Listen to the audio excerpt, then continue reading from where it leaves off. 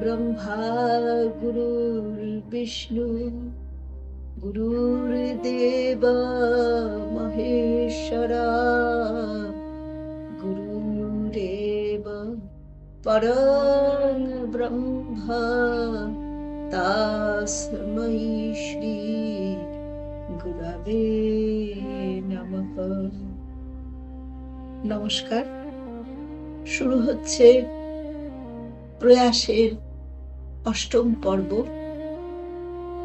এবারের বিষয় গীতার ধ্যান। শুরু করছি।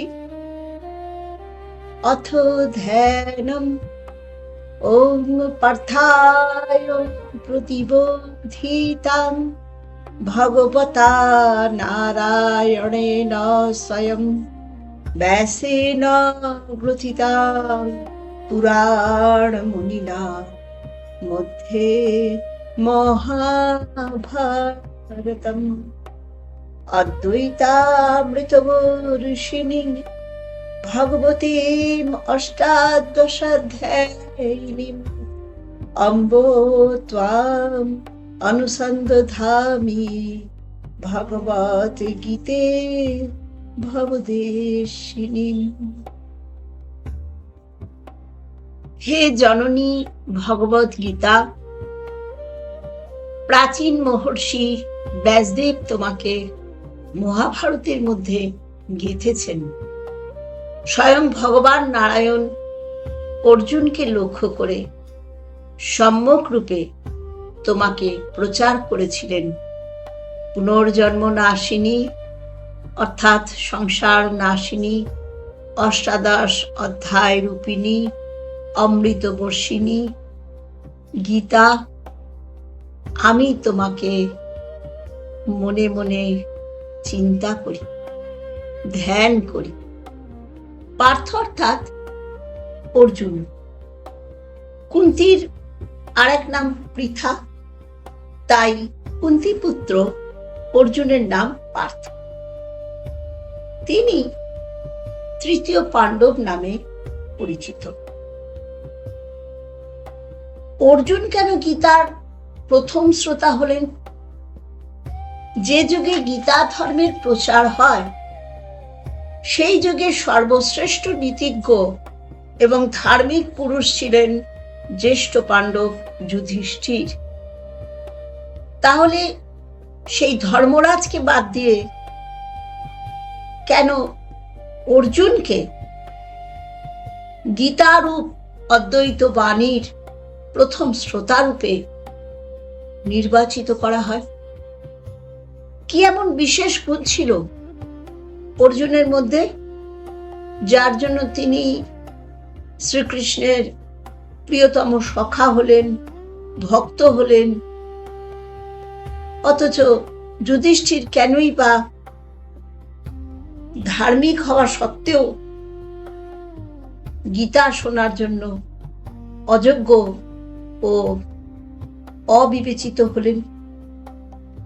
এখানে অনেক মতভেদ আছে।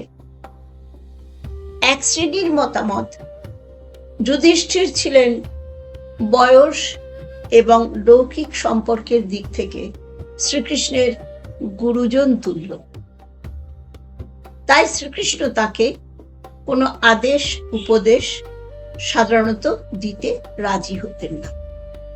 তাহলে বোঝা যাচ্ছে যে গুরুর স্থানীয় কারুর কাছে জ্ঞান দেওয়া যায় না, জ্ঞান নিতে হয় শিষ্যকে গুরুর কাছে। তাই গীতা হলো গুরু শিষ্য সংবাদ। আবার একদল মনে করেন ধর্মরাজ রূপে তিনি অত্যধিক খ্যাতি লাভ করেছিলেন বলে মনে মনে তার একটা নৈতিকতার অভিমান বা অহংকার ছিল।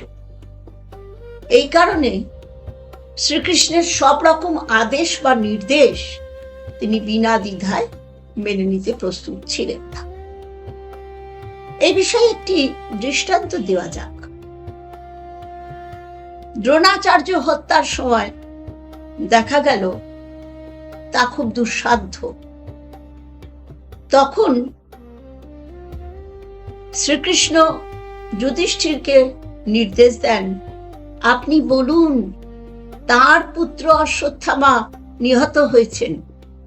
এই কথা শুনে দ্রোণাচার্যের মন বিক্ষিপ্ত ও ব্যাকুল হলে তখনই তাকে বধ করা সহজসাধ্য হবে। যুধিষ্ঠির তখন শ্রীকৃষ্ণের নির্দেশ বিনা দ্বিধায় মেনে নিতে পারেননি। জয়লাভের ইচ্ছাটাও তো ছিল, তাই তিনি ভগবান শ্রীকৃষ্ণের আদেশ খানিক বিকৃত করে বললেন, অশ্বত্থামা হতঃ। তারপর নিচু স্বরে বললেন, ইতি কুঞ্জরঃ।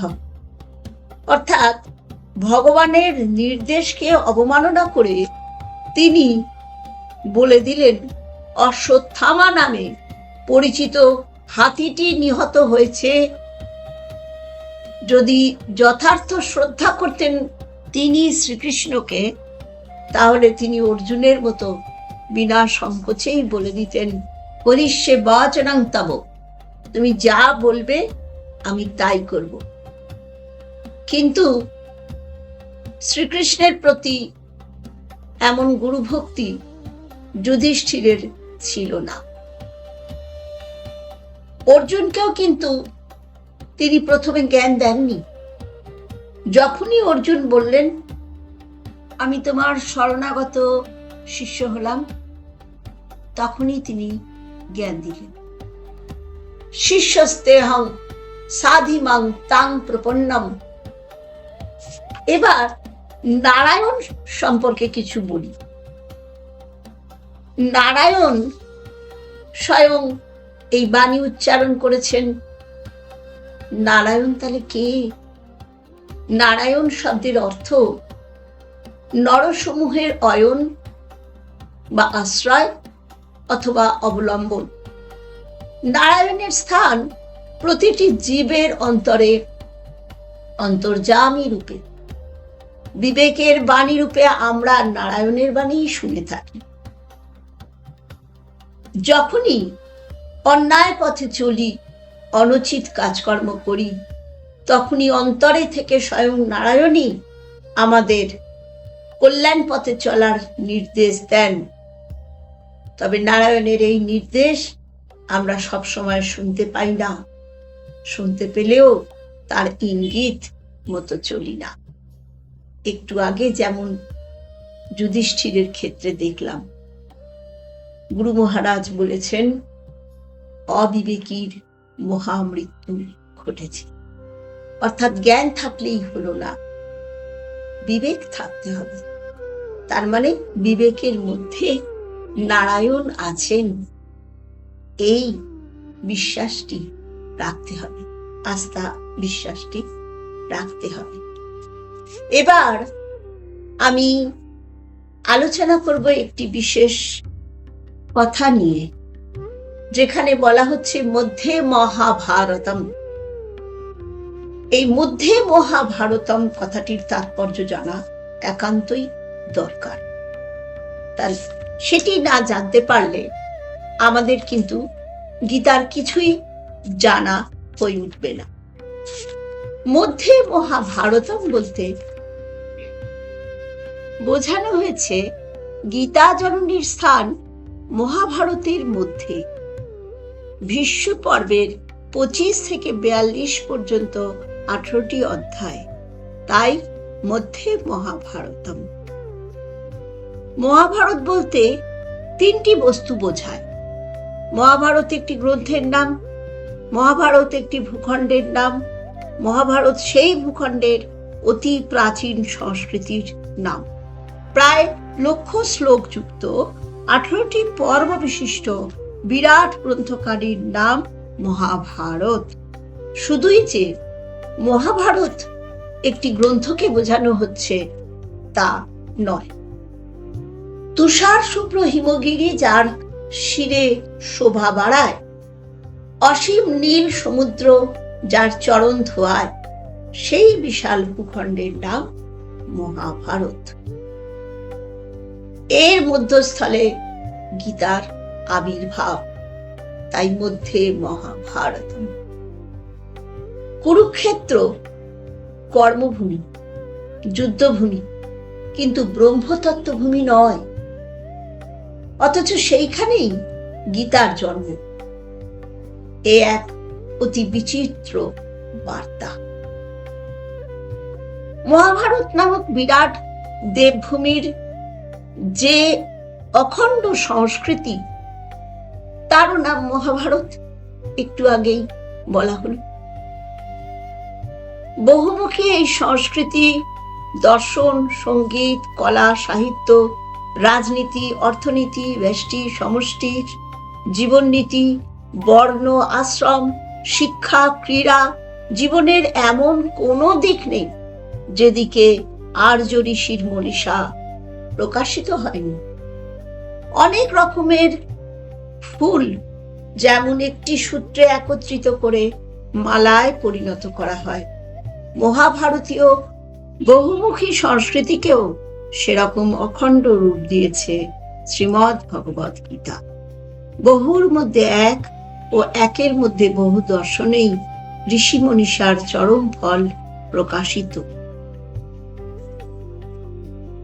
শ্রী গীতা সূত্রের স্থান মালাখানির মধ্যেই, তাই মধ্যে মহা ভারতম।